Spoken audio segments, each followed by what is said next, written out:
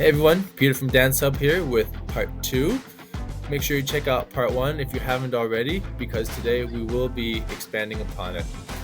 The goal for today's video is to start smoothing out some of our movements and to add in some turns in a way that you might not be expecting. So please follow along, have fun, and let's boogie. Alright, so the first thing we're going to do is we're going to revisit our movements, our forward, side, back movements. And all I want you to try and focus on today is making your movements more smooth. Almost as if you have a book or a newspaper on your head that's not going to fall off. And the second thing we're going to work on today is quicker change of directions. And of course, we're going to keep a smile on our face the entire time because we're having so much fun. So much fun that she decides to come at me real quick, and I need to use my quick change of directions to get out of the way. Now it's my turn to come at her, whoop, and she gets by.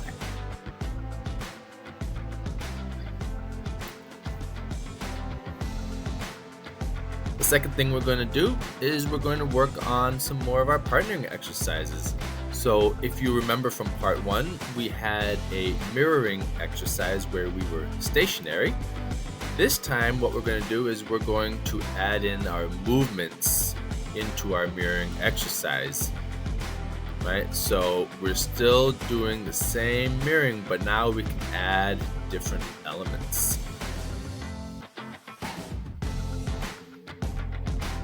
We can add back in the arms, do some sort of wavy thing like we're doing now.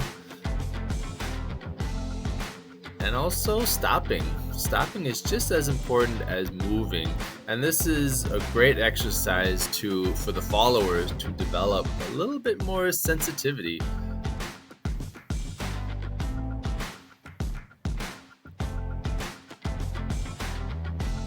And of course, switch leaders.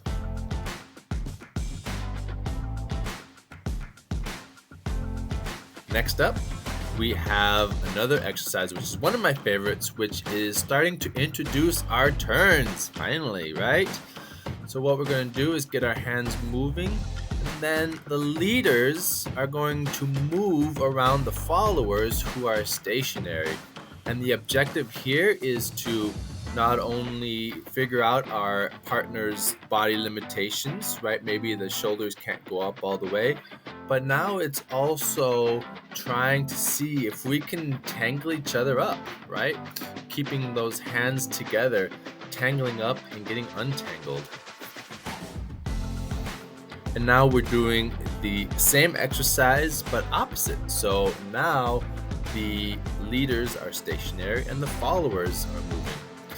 Very similar to the exercise we did before last week in the previous video, where she's just going to move around. Now we're going to add in our turns, and we're going to keep our hands, both of our hands connected, and see what kind of positions we can get ourselves into. And of course, once we get ourselves into a position, we need to try and figure out how to get out of these positions. So here I've done a good job at getting tangled up. I tried something, it didn't quite work. I'm experimenting, we're still tangled up. Trying to move one hand over, didn't quite work. How am I going to get out of this tangle?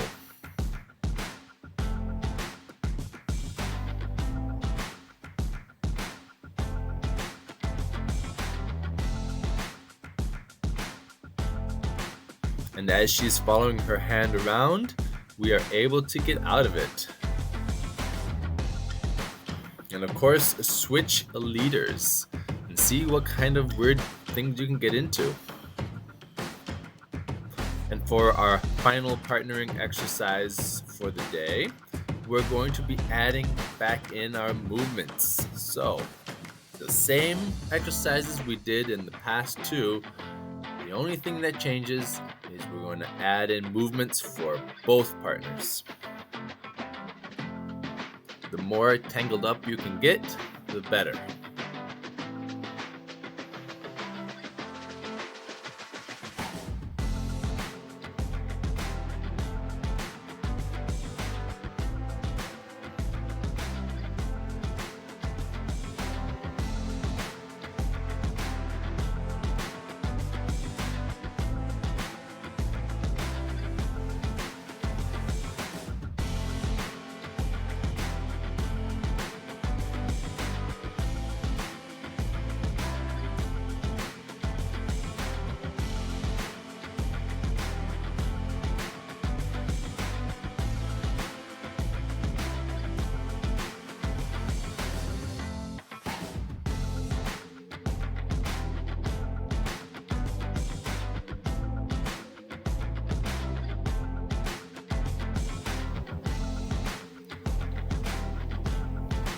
and switch lead.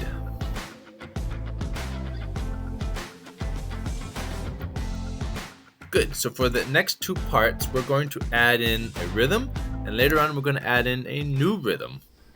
But to start off with, we're going to start with our basic marching rhythm. Make sure we're on the same feet, and both partners are responsible for maintaining the rhythm. What I'm demonstrating here is that we can get into these weird tangled positions, and we can continue moving around using our forward, back, and side motions. This position is called a sweetheart position, and we can still move around even in this position, and we can go back to our twisty, turny, tangly motions. It's really important that we maintain that really easy marching rhythm with our feet. Switch lead.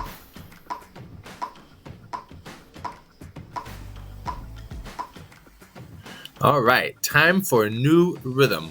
The best way I heard this rhythm described was as a boom, tick, tick. So we're doing the same thing as before, except now leaders, what we need to do is communicate this new rhythm that has a hold in it to our followers. And our followers, we're going to pay attention and make sure we maintain this rhythm. The first thing we're going to do is start off with our basic movements, forward, side, and backwards, so that we can start getting this feeling into our bodies.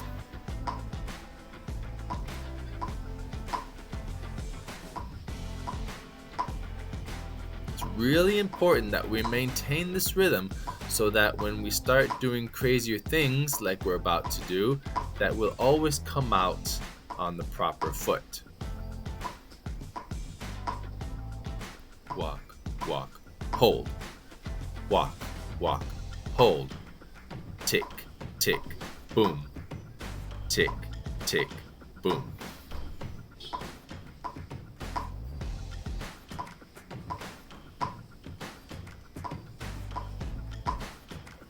And with that, thank you for watching. I hope you found it useful.